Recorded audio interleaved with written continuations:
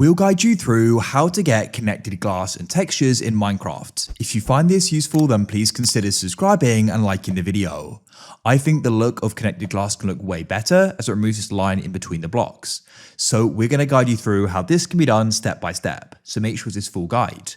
Now, what you need to do is go and close out of the game like so. Before we get any further, a big shout out to the sponsor of this video, Apex Hosting. They're my go-to place for a Minecraft server, so there'll be a link down below in the pinned comment and the description. Right now, you can get 25% off your first order, so it's definitely worth checking them out. They've got so many great features as well. For example, 24/7 servers and support, so you can get help anytime you need it for your always online server, unlimited slots, a free subdomain, and automated backups. So go and check them out. Now to continue with the guide, now what you need to do is go and type in continuity. So type that in like this, and you can go and get it from CurseForge, press files, go and get the most recent one, which is for 1.21.11, press the three dots to the right and press download file. Open up a new tab and search for Fabric Minecraft like so, and come to fabricmc.net. This allows us to go and run it, press download and press download for Windows, then press Fabric API and press files at the top. You need to go and make sure you get it for 1.21.11, the three dots to the right and press download file and wait.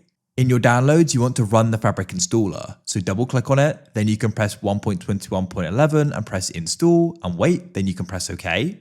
At the top, you can press installations. Now you want to go down and find Fabric, press the folder icon to the right.